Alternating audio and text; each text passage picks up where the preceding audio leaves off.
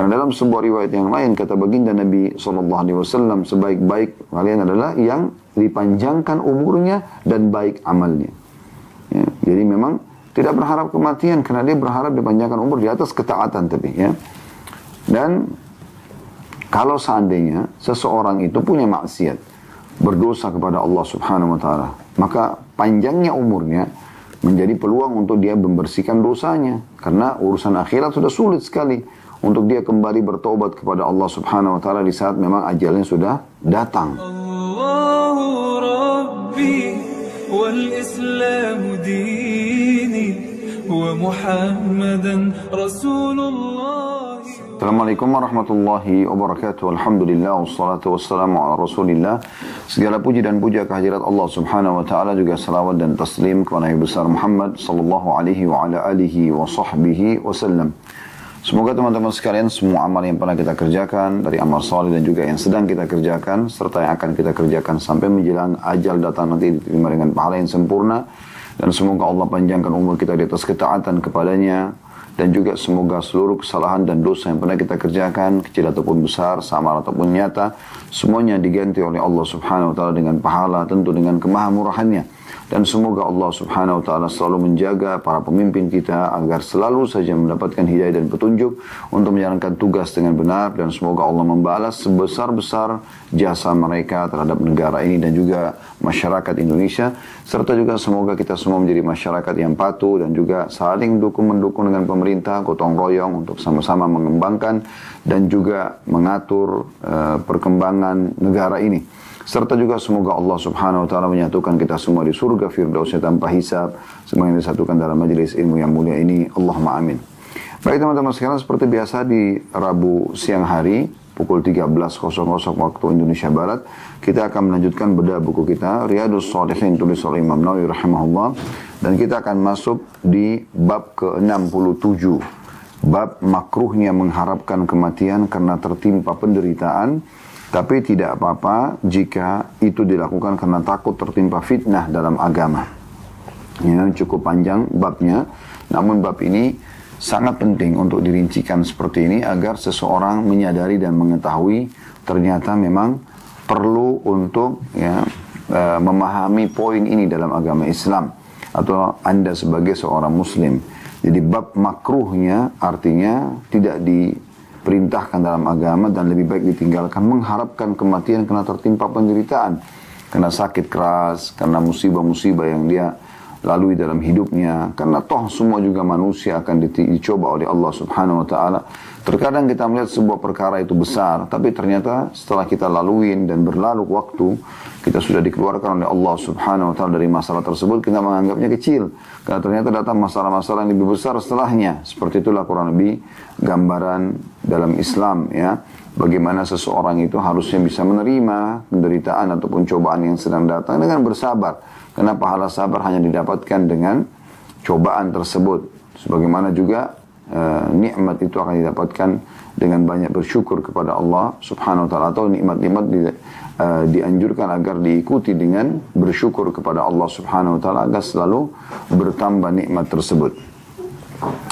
Baik, dikatakan sini tapi tidak apa-apa jika itu dilakukan karena takut tertimpa fitnah dalam agama. Maksudnya kita melihat fitnah yang sangat besar dalam kehidupan manusia. Tentu alhamdulillah di masa kita sekarang selamat dari fitnah ini, dalam arti kata kita biasa-biasa saja, kita bisa beribadah kepada Allah Subhanahu wa taala, terutama mengerjakan kewajiban-kewajiban kita seperti misalnya sholat 5 waktu, sholat Jumat, ya, bagi laki-laki Jumatnya, kemudian juga bisa mengeluarkan zakat harta kita, bisa berpuasa Ramadan, bisa mengerjakan haji. Semua itu berarti menandakan alhamdulillah keadaan kita masih sangat baik. Namun ada masa-masa di mana seseorang itu menghadapi fitnah yang sangat besar. Ya, mungkin teman-teman kita sekarang yang terdekat dengan Indonesia adalah di Myanmar, Rohingya, ya, bagaimana mereka sangat menderita. Ya, pembantian kaum muslimin terjadi besar-besaran di sana dan tidak tersoroti ya, secara internasional. Ya, di mana anak kecil, perempuan, orang laki-laki, orang tua, anak muda semuanya dibunuh, dibantai secara massal. Semoga Allah SWT selamatkan mereka. Di saat itu mungkin mereka kesulitan, mereka juga mau keluar dari negaranya, tidak diizinkan.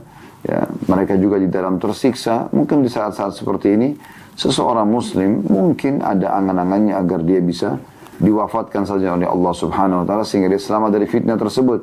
Maka ini keadaan-keadaan atau contoh keadaan di mana seseorang bisa saja memohon agar Allah wafatkan dia. Tapi selain daripada keadaan-keadaan seperti ini tidak diharapkan atau tidak dianjurkan untuk mengharapkan kematian. Bagi ini gambaran globalnya dari judul kita dan kita akan masuk insya Allah rincian hadis-hadis dari bab ke-67 ini dimulai dengan hadis nomor 590 urutan dari awal belajar. Saya langsung bacakan saja dari Abu Hurairah radhiyallahu anhu bahwa Rasulullah sallallahu alaihi wasallam bersabda, "La yatamanna ahadukumul maut imma muhsinan fala'allahu yazdad wa imma musian fala'allahu yasta'tib."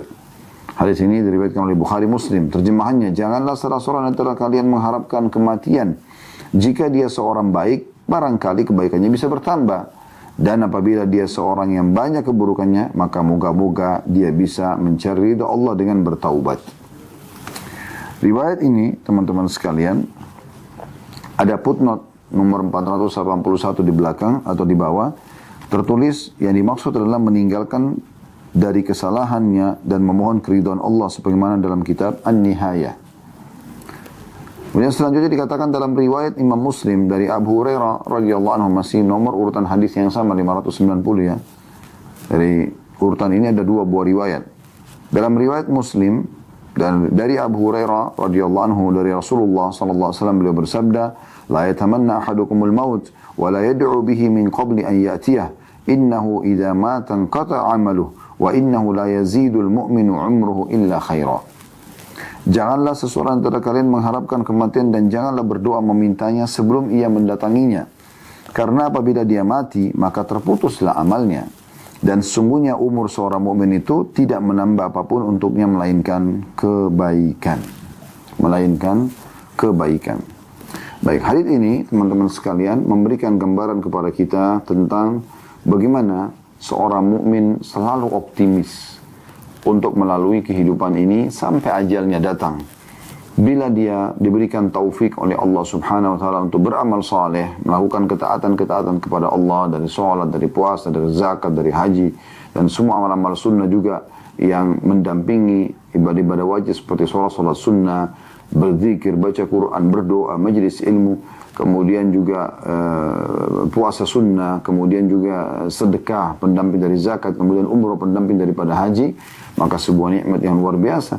Maka dia berharap Allah Subhanahu wa taala panjangkan umurnya di atas ketaatan tersebut.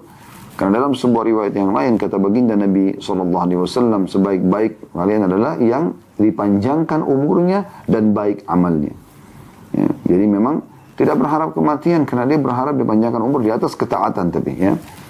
Dan kalau seandainya seseorang itu punya maksiat, berdosa kepada Allah Subhanahu wa taala, maka panjangnya umurnya menjadi peluang untuk dia membersihkan dosanya. Karena urusan akhirat sudah sulit sekali untuk dia kembali bertobat kepada Allah Subhanahu wa taala di saat memang ajalnya sudah datang, ya.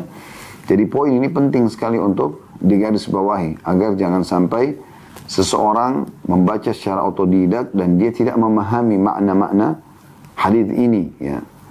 Baik, kita akan coba masuk lebih dalam kepada mutiara hadis.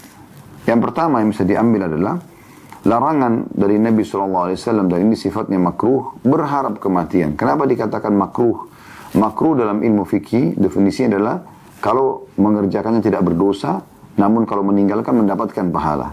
Tidak dikatakan haram karena ada beberapa keadaan yang sudah kami jelaskan tadi di pembukaan, masih boleh seseorang berharap kematian di saat memang dia khawatir tertimpa fitnah dalam agamanya. Ya. Dia bisa terkena fitnah sehingga dia bisa murtad. Ya. Misalnya, karena ditekan oleh pemerintah setempat harus murtad misalnya. Maka dia tidak mau meninggal dalam keadaan kafir. Dia berharap Allah Subhanahu wa taala datangkan ajalnya. Itu pengecualian. Ya, jadi di sini makanya hukumnya makruh. Kalau dia mutlak dilarang oleh Nabi SAW tanpa ada pengecualian, maka hukumnya jadi haram. Di sini adanya makruhnya, ada hukum makruh untuk mengharap kematian. Dan Nabi SAW sudah sebutkan sebabnya. Yaitu kalau dia orang mukmin dan dia berbuat kebaikan, masih ada kesempatan dia menambah kebaikan tersebut sehingga derajatnya di surga nanti sangat tinggi, ya. atau dia orang bermaksiat yang kemungkinan dia juga masih punya kesempatan untuk bertaubat kepada Allah Subhanahu wa ta'ala, ya. Jadi ini pelajaran yang pertama tentang adanya hukum makruh seseorang mengharapkan kematian karena masih banyak hal-hal baik yang dia bisa kerjakan. Terlebih lagi teman-teman sekalian, cobaan-cobaan yang datang dalam kehidupan kita ini semua orang laluin. Semua orang sakit, semua orang diganggu orang. Siapa di antara kita teman-teman yang belum pernah digibah oleh orang? Yang belum pernah difitnah oleh orang? Yang belum pernah dipukul oleh orang? Yang belum pernah disakiti? Siapa di antara kita teman-teman sekalian yang belum pernah sakit fisiknya? Keselio, flu, demam. Siapa di antara kita yang belum pernah tertipu hartanya? Siapa di antara kita teman-teman yang sekalian yang belum pernah yang melalui banyak goncangan-goncangan dalam hidup, suka duka kehidupan? Semua kita lalui. Artinya ini memang Allah Subhanahu wa ta'ala menjadikannya sebagai sunnatullah, sistem yang Allah sudah buat. Jadi di saat cobaan sedang datang kita bersabar. Apa itu sabar? Menerima takdir Allah, kemudian ikhtiar mencari jalan keluar. Ya, bukan sabar ulus dada duduk manis, ya. Kemudian kalau nikmat sedang ada, dia bersyukur. Dan ini pernah kami jelaskan di beberapa materi yang lain. Syukur dan sabar ini seperti dua sayap dalam kehidupan kita. Seperti dua sayap. Di saat nikmat ada kita bersyukur, di saat cobaan ada kita bersabar. Maka akan berimbanglah ya perjalanan kita dalam kehidupan ini. Di saat orang memberikan nikmat dia bersyukur, dan memberikan cobaan dia tidak bisa terima, ini tidak berimbang. Seperti pesawat yang sedang terbang dengan satu sayap saja. Atau dia diberikan nikmat dia kufur, pada saat diberikan cobaan dia bersabar, ini juga tidak berimbang. Maka harusnya kita di saat ada nikmat bersyukur, di saat ada cobaan kita bersabar. Begitulah terus kita lalui sampai ajal kita datang, ya. Jadi ini adanya larangan mengharapkan kematian, walaupun kematian pasti akan datang. Ini juga sejalan dengan hadis Nabi SAW di bab jihad tentang peperangan. Bukan berarti jihad langsung saja kita berharap mati. Kata Nabi SAW kepada para sahabat, jangan kalian berharap bertemu dengan musuh. Ya. Berharaplah musuh belum bertemu dengan kalian sudah takut, sudah pergi. Ya sudah cukup. Padahal sebenarnya kalau berharap dengan musuh kan kita bisa mati. Mati syahid misalnya. Ya. Tapi Nabi SAW bilang, jangan kalian berharap mati. Tapi kalau jangan kalian berharap bertemu musuh karena takut, karena nanti khawatir meninggal gitu kan. Supaya bisa lanjutkan kehidupan. Mohon maaf. Dan ya, kalau kalian sudah menghadapi musuh, maka kokohkanlah kaki kalian. Tidak boleh kita lari dari medan perang. Begitu prinsip dasar seorang muslim. Jadi jelas sekali. Ya. Oleh karena itu, Nabi SAW pernah sebutkan sabda-sabda seperti ini termasuk di perang Khaybar. Pada saat para sahabat tiba di benteng-benteng Yahudi Khaybar, mereka keluar dari Madinah berharap bisa mati syahid. Mereka berharap bisa memerangi kaum Yahudi di sana yang memang mereka telah membuat makar mengumpulkan suku-suku Arab dan siapapun yang belum masuk Islam di Jazirah Arab.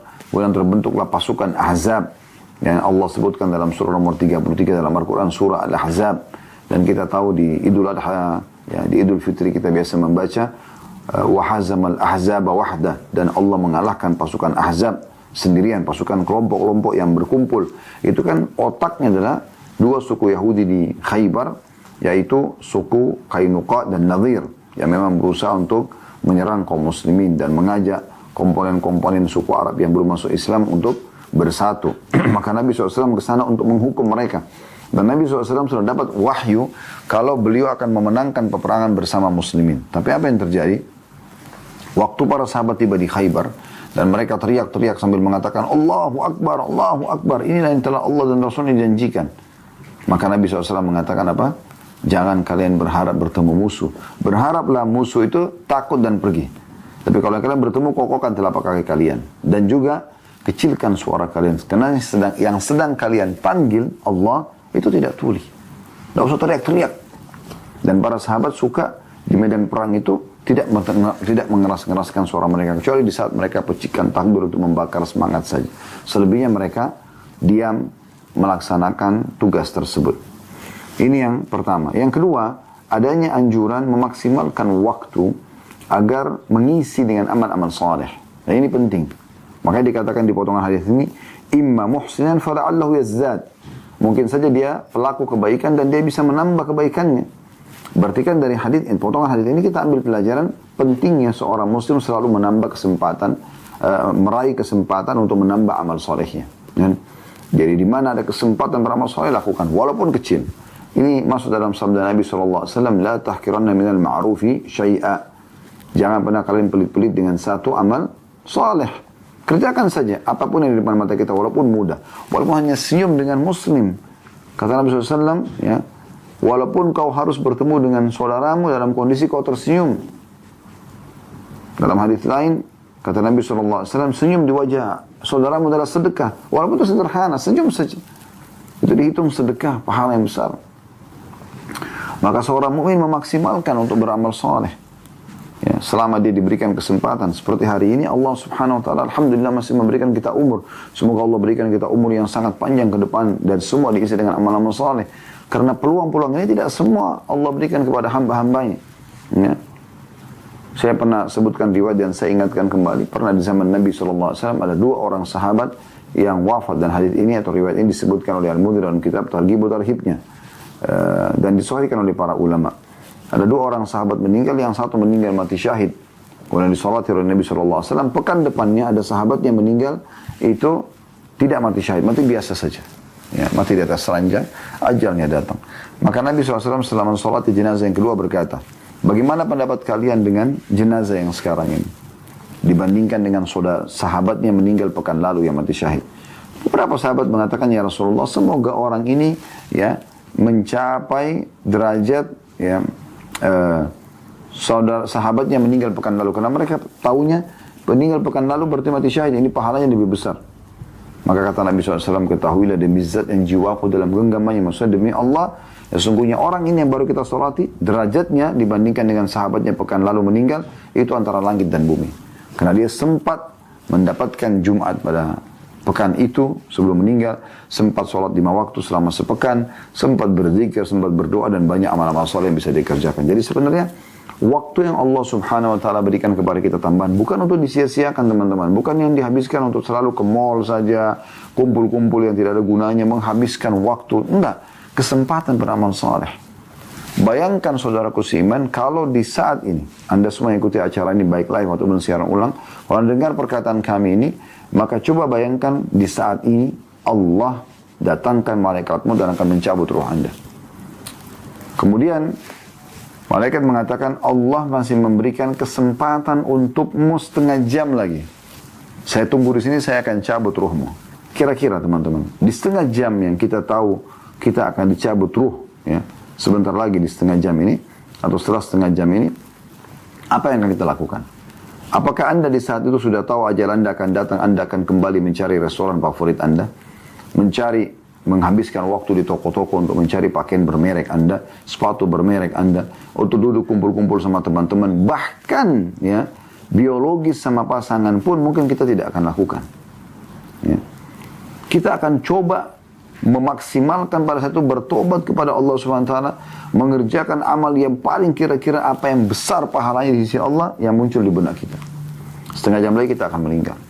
Sebenarnya tanpa harus tunggu malaikat maut datang dan mengatakan ini, kita bisa setiap saat. Malaikat maut setiap saat bisa melihat kita dan tinggal menunggu perintah siapa yang ditunjuk oleh Allah untuk diwafatkan terlebih dahulu karena ajalnya sudah datang. Harus hati-hati. Hati-hati sekali. Hanya kita yang bisa menyelamatkan diri kita sendiri atau bahkan kita mencelakakannya. Dan ingat teman-teman sekalian, kalau Anda tidak coba hijrah, berusaha berubah, maka Allah pun tidak akan mengubah nasib Anda. Tidak akan membuat Anda lebih dekat kepadanya, selamat dari neraka, masuk ke dalam surga. Sebagaimana Allah sebutkan dalam firman-Nya, "Innallaha la yughayyiru ma biqaumin hatta yughayyiru ma bi anfusihim." Allah tidak akan pernah mengubah nasib satu kaum dari buruk menjadi baik sampai mereka mengubah diri mereka sendiri. Kalau kita sudah berusaha mau taubat, ya, kita berusaha mendekatkan diri kepada Allah, walaupun semampu kita, masuk dalam umumnya hadis Bukhari, hadis Qudsi, yang kata Nabi SAW, Allah berfirman, ya, terus saja seorang hambaku mendekatkan diri kepadaku dengan amal-amal sunnah sampai aku mencintainya, gitu ya. Dan kalau aku mencintai, aku akan menjadi penglihatannya atau jaga penglihatannya yang digunakan untuk melihat, tangannya untuk menjama, kakinya untuk melangkah, gitu kan. Dalam riwayat lain, kalau seorang hamba dekatkan diri kepada aku satu jengkal, aku satu hasta, kalau dia satu hasta, aku satu depah. Kalau dia berjalan cepat, maka aku berjalan cepat.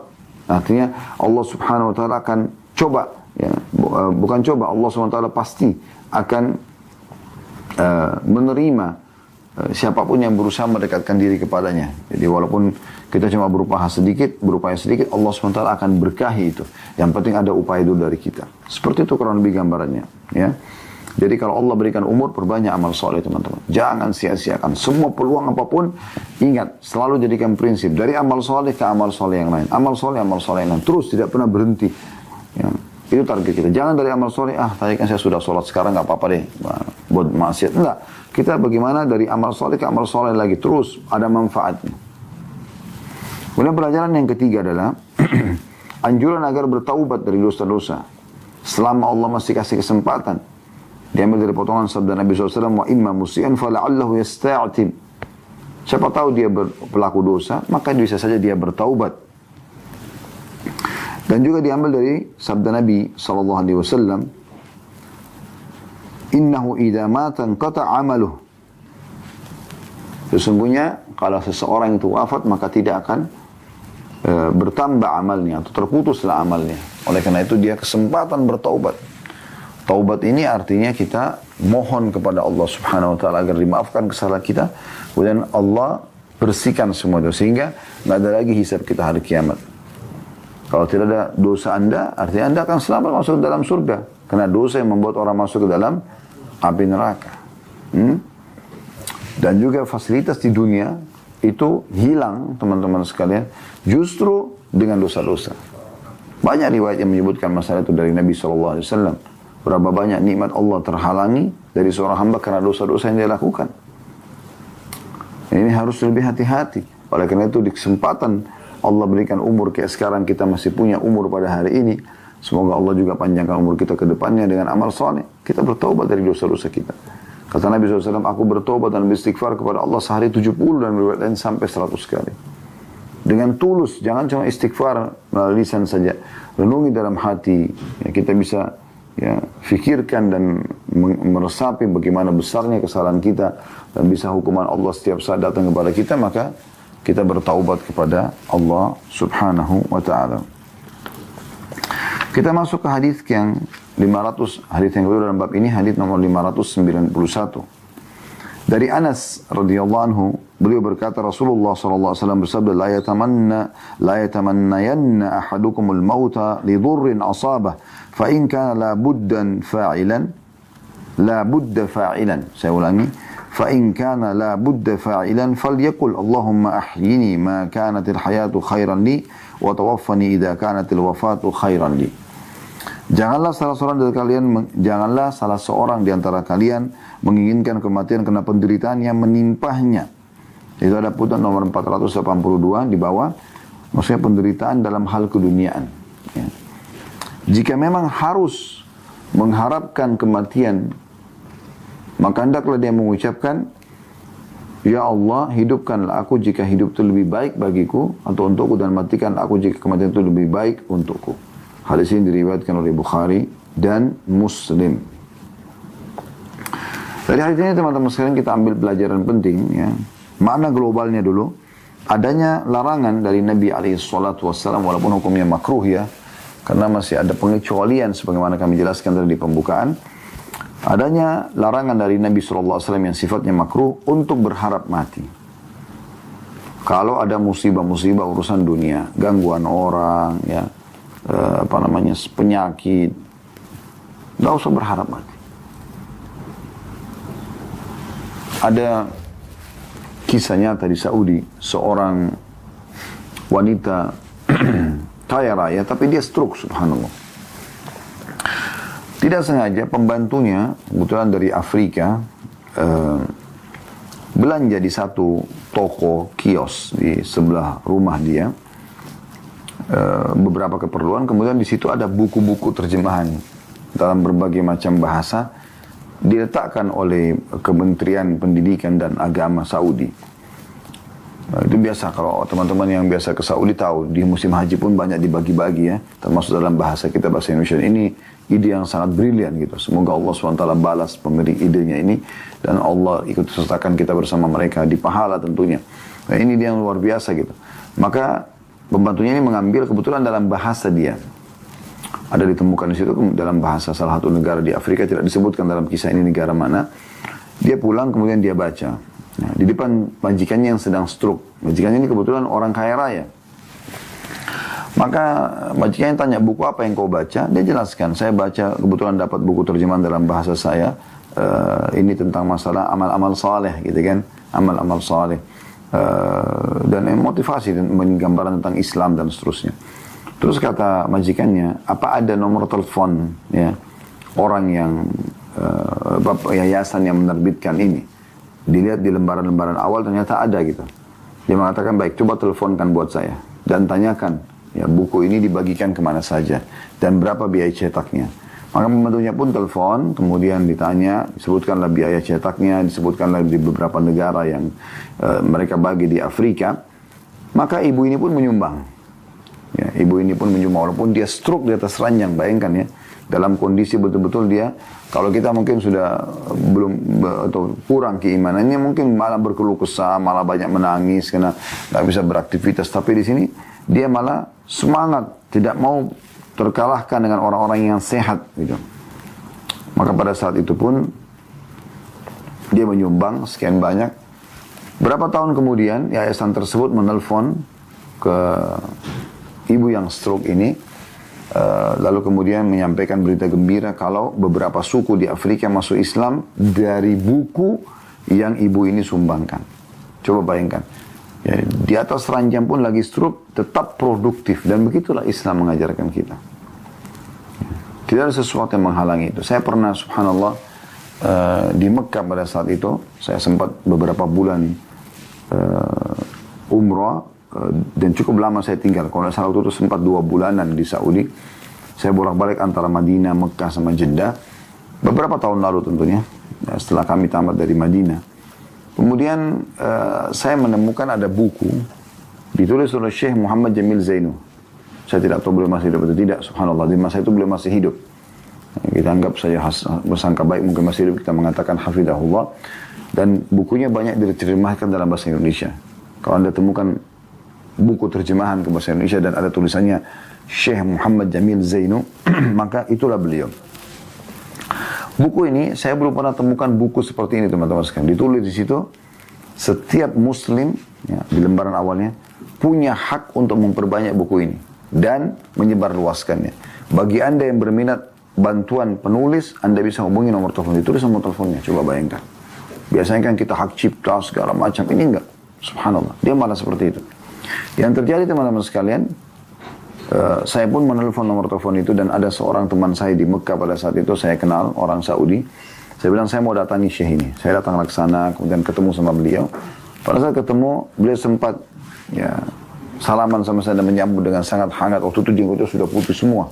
Ya. Setelah itu kami pelukan, kemudian dia panggil duduk. Lalu dia sempat pegang jenggot saya, mengatakan, Khalid, jenggot kamu masih pendek gitu. Subhanallah, saya bilang, Syekh, di Indonesia ini sudah cukup panjang gitu. Dululah kami ngobrol dengan hangatnya sambutan beliau, dan beliau menjelaskan buku-bukunya, ada 3 waktu itu ya, sekitar 37 atau 38, antara 37 sampai 38 judul. Waktu itu saya tidak tahu, sekarang mungkin sudah lebih tentunya. Kemudian ada di gudang dia, di di sebelah rumahnya ada gudang, itu cukup banyak buku-bukunya. Dia mengatakan ada masukan-masukan. Saya bilang, Syekh, saya Khalid Basalamah dari Indonesia, saya suka baca tulisan Anda.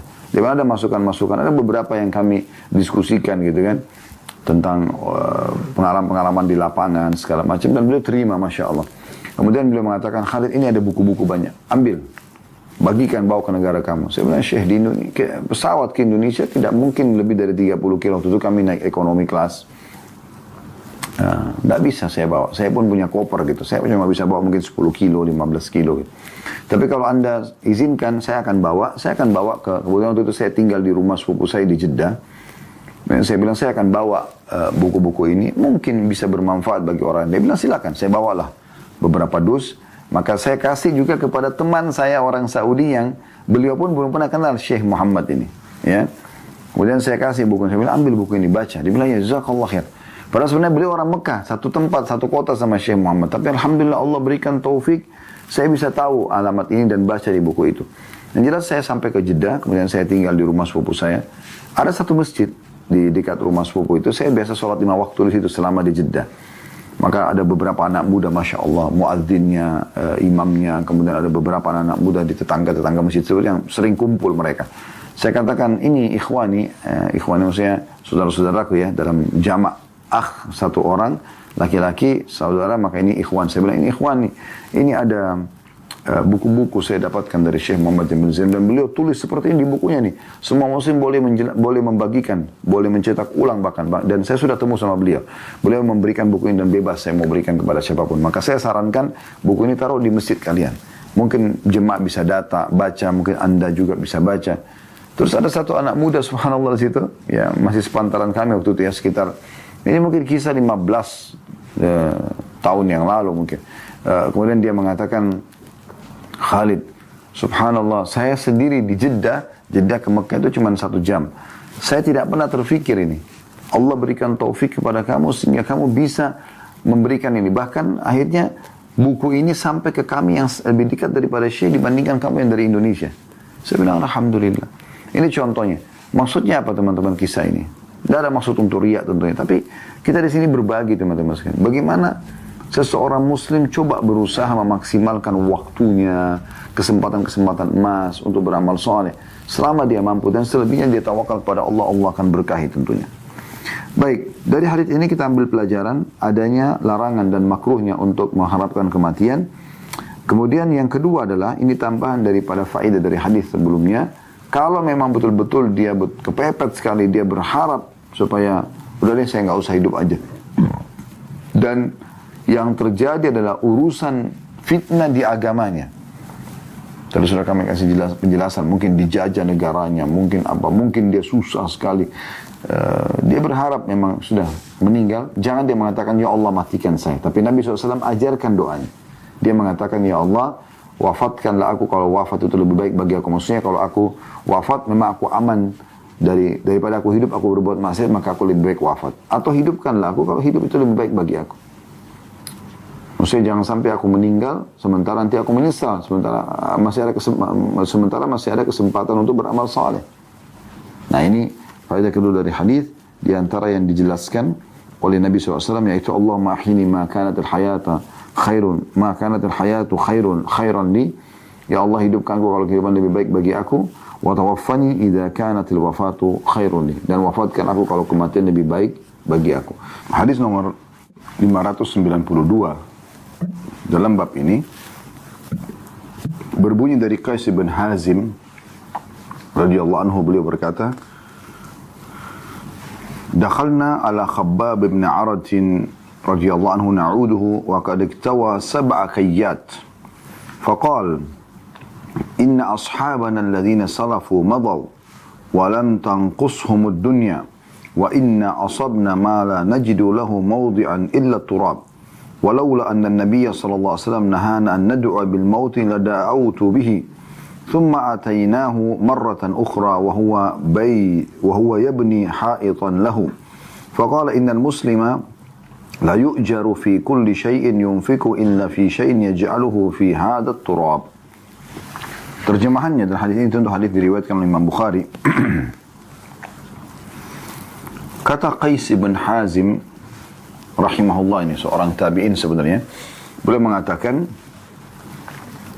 kami masuk ke rumah Khabbab bin Arad radhiyallahu anhu, seorang sahabat Nabi, untuk menjenguk atau untuk menjenguknya pada saat dia lagi sakit. Khabbab bin Arad lagi sakit dan dia berobat dengan kai, dalam kurung menempel bagian yang sakit dengan besi panas sebanyak 7 kali. Seraya dia berkata, sesungguhnya sahabat-sahabat kami yang telah mati, mereka telah meninggalkan dunia, mereka tidak dikurangi sedikit pun dari dunia mereka. Tahu mereka akan mendapatkan semua yang terbaik dari urusan dunia mereka. Kami telah mendapatkan apa yang kami tidak miliki tempat menyimpannya selain tanah. Ada footnote di situ nomor 483, harta itu disimpan dalam tanah karena takut dicuri. Dan dalam riwayat Tirmidzi, laqad araituni ma'a Rasulillah sallallahu alaihi wasallam la amliku dirhaman wa anna fi janibi baitil ana 40,000 dirham. Saya pernah hidup bersama Rasulullah sallallahu alaihi wasallam dan tidak memiliki apa-apa meskipun hanya 1 dirham. Tapi sekarang di samping rumahku ada 40,000 dirham. Kemudian beliau mengatakan seandainya Nabi SAW tidak melarang kami berdoa meminta kematian, niscaya aku akan berdoa memintanya. Kemudian kami mendatanginya, kata Qais ibn Hazim rahimahullah. Kemudian kami mendatanginya pada waktu yang lain. Ketika itu dia sedang membangun pagar tembok. Maka dia berkata, sesungguhnya Muslim itu diberi pahala dalam setiap apa yang dia infakkan, kecuali sesuatu yang dia infakkan di tanah ini. Hadis ini diriwayatkan oleh Bukhari.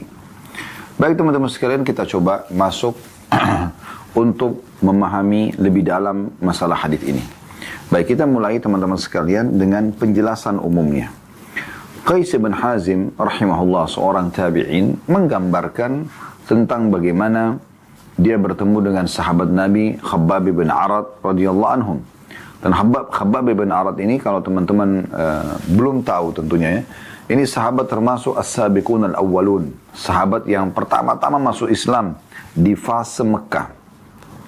Dan beliau yang mendatangi Nabi SAW di awal-awal Islam, setelah beliau disiksa oleh orang-orang Quraisy, tepatnya oleh majikannya, karena dia dulu seorang budak di Mekah, di mana bajunya dibuka, kemudian dia ditidurkan, diseret di atas padang pasir, yang padang pasir itu sudah diletakkan batu-batu yang panas dan tajam, sehingga terdapat ada lubang yang besar dari tulang leher beliau sampai ke ekornya atau tulang ekornya, ya. Dan beliaulah yang pernah berkata pada saat itu, pada saat lagi berdarah-darahnya dan lagi kesakitan, beliau datang kepada Nabi SAW, di mana Nabi SAW sedang berada depan Ka'bah dan menggunakan burdahnya atau kain yang menutupi tubuh dan juga bagian belakang kepala beliau SAW di depan Ka'bah, lagi berdoa kepada Allah. Maka dia mengatakan, ya Rasulullah, kata Khabbab bin Arad, ya Rasulullah, kenapa anda tidak mohon kepada Allah agar kita diberikan kemenangan saja? Waktu itu Nabi SAW bisa berdoa, tapi Nabi SAW mengatakan oleh Khabbab, sesungguhnya umat-umat sebelum kalian ya, dicoba di agamanya, sampai seseorang di antara mereka didatangkan, ditanam tubuhnya ya, ke dalam tanah sampai tinggal lehernya, kemudian kepalanya digergaji, dibelah dua, tapi dia tidak membuat dia meninggalkan agamanya. Sesungguhnya kalau kau masih hidup, hai Khabbab, engkau akan melihat nanti Islam akan menyebar di mana-mana, atau kama qala Nabi sallallahu alaihi wasallam. Jadi Khabbab bin Arad ini dari termasuk sabiqun al-awwalun, orang yang pertama-tama masuk Islam dari masih fase Mekah yang sulit sekali orang untuk masuk Islam, karena ayat-ayat Al-Qur'an baru sedikit yang turun, ya. Agama belum sempurna seperti kita sekarang. Sekarang Masya Allah sudah luar biasa agama Islam. Al-Quran sudah sempurna, Al-Quran sudah diterjemahkan dalam banyak bahasa, banyak ulama dan dai yang menyampaikan dan menjelaskan makna-makna Al-Quran, tujuan-tujuannya, hukum-hukumnya dan seterusnya. Betul juga apa yang disampaikan oleh baginda Nabi SAW. Maka ini sebuah karunia yang luar biasa. Tapi di zaman Khabbab ini tidak seperti itu. Makanya Umar bin Khattab juga radhiyallahu anhu di zaman khilafahnya beliau sempat menangis, terisak-isak dengan orang-orang di sekitarnya pada saat bertemu dengan Khabbab. Maka kata Umar di depan orang-orang, wahai Khabbab, kira-kira apa siksaan yang paling berat yang pernah kau alami dari Quraisy? Maka Khabbab pun membuka bajunya lalu memperlihatkan ada lubang yang sangat dalam dari tulang leher belakangnya, tengkuknya sampai ke tulang ekornya. Sampai luka bakar yang sudah bertahun-tahun. Setelah Nabi SAW meninggal pun masih berbekas gitu. Maka kata Umar, apa yang mereka kerjakan padamu? Maka beliau ceritakan, mereka memanaskan batu-batu yang tajam dan mereka letakkan di tanah padang pasir, lalu aku diseret oleh mereka gitu kan, sehingga membuat sobek dan rusak seperti ini. Maka Umar bin Khattab pun menangis pada saat itu dengan para sahabat bagaimana menderitanya orang-orang beriman di awal-awal Islam itu. Yang jelas teman-teman sekalian, Khabbab bin Arat ini kita bukan sedang bicara tentang pribadi beliau, tapi ini sedikit gambaran saja. Pada saat beliau sedang sakit, sempat dijenguk oleh seorang tabi'in yang bernama Qais bin Hazim rahimahullah. Dan Qais mulai menceritakanlah, kami pernah mendatangi Khabbab bin Arat dan kami menjenguknya di saat dia sedang sakit, sementara dia sudah dikai 7 kali. Kai ini adalah pengobatan teman-teman sekalian menggunakan besi panas yang ditempelkan di tempat yang sakit. Ini memang salah satu metode pengobatan yang dianjurkan Nabi SAW. Beliau mengatakan, ya, sesungguhnya sembuhan ada di 3. Ya, di madu, kemudian bekam, dan juga kai. Tapi aku tidak menganjurkan umatku untuk berkai. Maksudnya jangan dahulukan kai. Kai terakhir sekali. Nah biasanya dibutuhkan untuk orang-orang yang stroke misalnya. Nah itu biasanya begitu. Atau di zaman dulu karena belum ada operasi, orang untuk memberhentikan darah yang sedang mengalir, ya, ngucur dari tubuh itu dengan cara kai, disentuhkan dengan besi yang panas. Atau ada orang yang baru saja amputasi, di kai biasanya, itu kan, itu untuk membuat bagian jaringan yang menumpahkan darah, itu kena besi panas, maka dia kayak terbakar, akhirnya tertutup. Nah, seperti itu kurang lebih. Tentu alhamdulillah di masa kita sekarang sudah ada operasi dan sudah lebih steril kan gitu. Tapi ini ada metode pengobatan ini. Nah, dia sudah kai sampai 7 kali pada saat itu. Kemudian diceritakanlah oleh Khabbab bin Arat kepada Qais bin Hazim bahwasanya kami, sahabat-sahabat kami, maksudnya sahabat-sahabat Rasulullah telah mendahului kami ya, setelah wafat, dan mereka sama sekali tidak kekurangan dari urusan dunia. Sama sekali. Karena iman mereka, karena amal soleh mereka, karena beriman kepada risalah Nabi Muhammad SAW. Setelah mereka beriman, mereka tidak kekurangan sedikit pun dari urusan dunia. Dan kami tidak menemukan, ya, mereka telah meninggal sahabat-sahabat kami dan mereka tidak kekurangan sedikit dari urusan dunia. Sedangkan kami telah mendapatkan apa yang kami tidak memiliki, tempat menyimpan selain tanah ini. Maksudnya adalah kami sudah dapat harta, ada harta-harta kami. Tapi kami tidak punya ya, kesempatan-kesempatan, peluang-peluang untuk bersedekah sebagaimana mereka temukan dulu para sahabat-sahabat kami. Kami hanya bisa menemukan, mengumpulkan harta kami di tanah yang tertimbun. Ya. Karena zaman dulu mereka tidak punya bank, tidak punya apa. Jadi harta-harta itu digali tanah, dikumpul di tanah itu. Jadi seakan-akan beliau ini menggambarkan sekarang harta melimpah, gitu kan. Tetapi kami tidak tahu harus keluarkan kemana. Jadi kami tidak temukan harta kami kecuali tempatnya di tanah ini. Sementara sahabat-sahabat kami dulu, sahabat-sahabat Rasulullah SAW yang sudah meninggal, mereka punya peluang untuk bersedekah, menginfakkan kepada Nabi SAW yang Nabi gunakan untuk berperang, untuk bagi kepada fakir miskin. Ya, walaupun di zaman saya itu ada peluang, tapi tentu tidak sebesar peluang di masa Nabi SAW, karena tentu pahalanya akan lebih besar. Lalu kemudian beliau mengatakan, kalau bukan karena Rasulullah SAW melarang kami untuk berdoa, kematian aku akan berdoa, supaya aku mati saja daripada aku sibuk dengan ngumpulin harta, tapi harta juga toh ditimbun juga di tanah gitu. Ya. Kemudian setelah itu berpisahlah mereka. Qais bin Hazim rahimahullah berkata, satu waktu kami datang lagi menjenguk Khabbab bin Arat, tidak disebutkan kapan. Kemudian dia kebetulan lagi membuat sebuah tembok ya, di rumahnya. Maka kemudian beliau pun berkata kepada tamu-tamunya termasuk Qais, sesungguhnya muslim itu akan dibalas ya, pahala yang besar dengan semua yang dia infakkan, apapun yang dia infakkan. Kecuali sesuatu yang dia tanamkan dalam tanah ini, maksudnya dia timbun. Maka tidak ada pahalanya timbun harta itu. Seakan-akan dia ingin menitip pesan, siapa yang diberikan kelebihan harta, sedekahkan. Sebelum nanti tidak ada manfaatnya. Kalau cuma ditaruh di brankas, kalau kita sekarang ditaruh di perbankan, di zaman mereka ditanam di bawah tanah.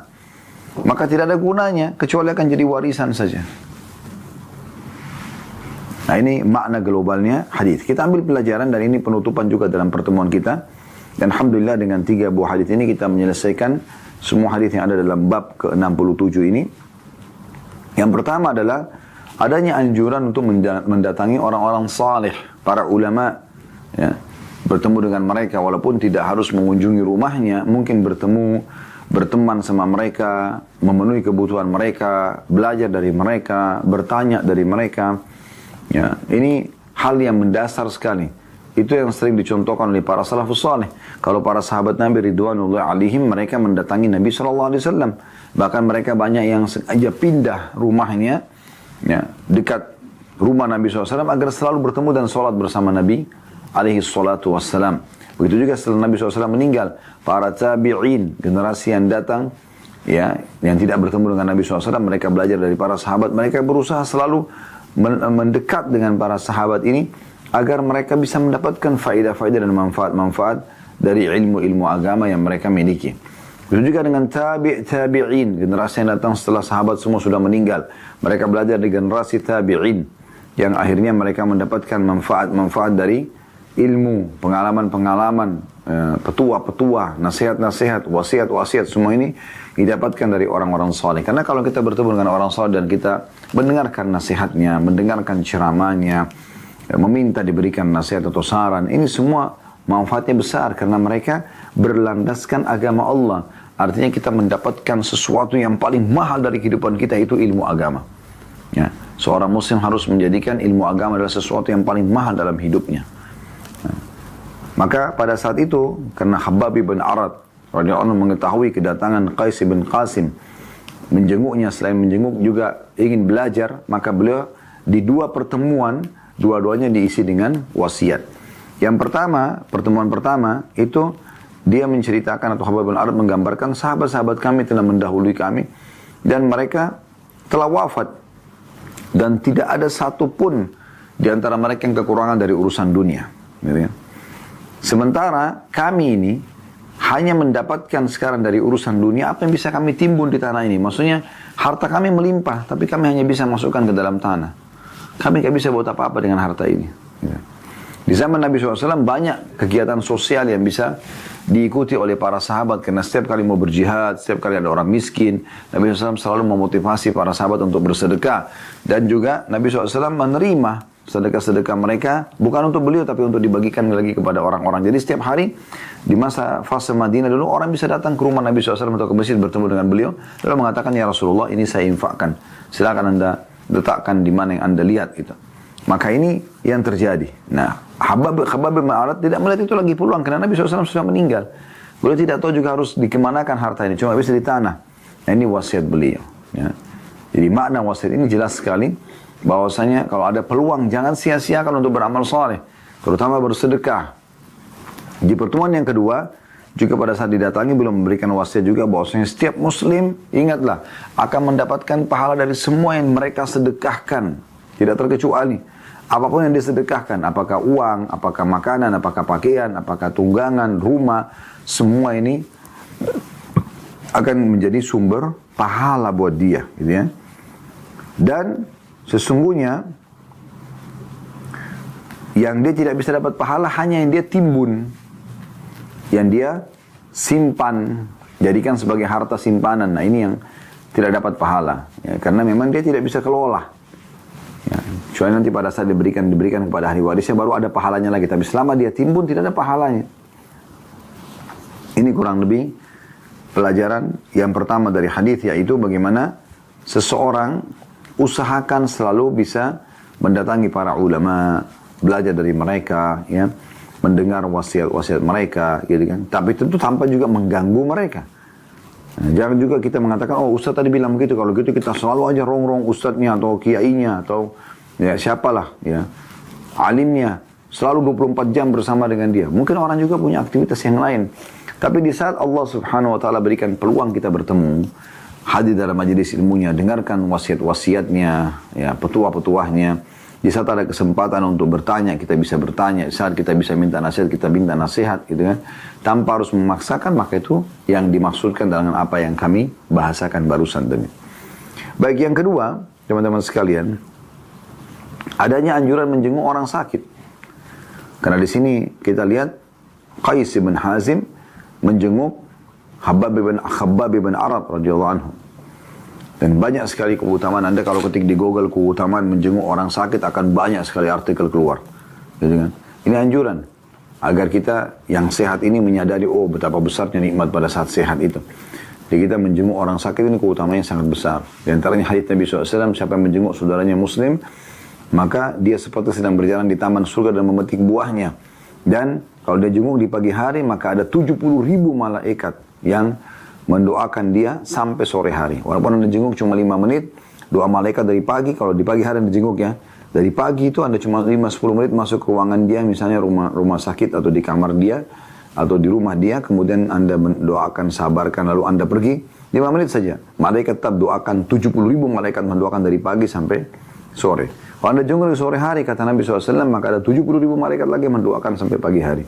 Jadi keutamanya besar sekali. Oleh karena itu sesekali kita bisa luangkan waktu untuk menjenguk orang sakit dengan tujuan mengejar keutamaan pahala ya menjenguk orang sakit. Pelajaran yang ketiga, bolehnya berobat dengan kai. Kai adalah besi panas ya. Anda kalau ketik juga di Google akan banyak sekali artikel menjelaskan masalah itu, ini dibolehkan.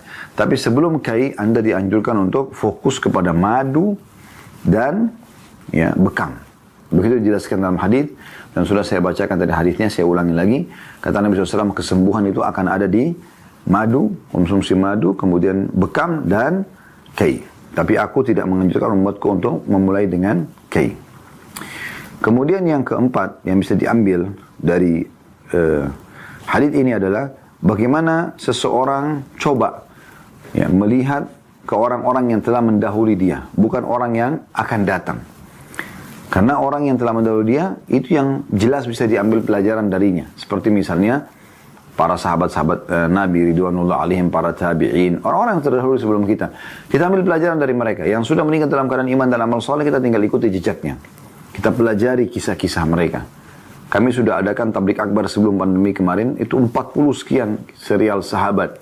Dan cukup banyak Anda temukan di ceramah-ceramah kami kisah tentang para tabi'in, ya, orang-orang soleh. Semua itu tujuannya agar kita belajar dari orang-orang yang telah mendahului kita. Bukan kita belajar dari orang yang akan datang, karena kita belum pernah ketemu mereka dan kita tidak tahu apakah mereka akan meninggal dalam keadaan iman atau tidak. Ini pelajaran yang keempat yang bisa diambil, belajar dari kejadian orang-orang sebelum kita. Orang-orang beriman akan selamat, sebagaimana para nabi dan para sahabatnya, dan orang-orang kafir dan orang-orang yang murka kepada Allah, dimurkai Allah juga akan ya celaka.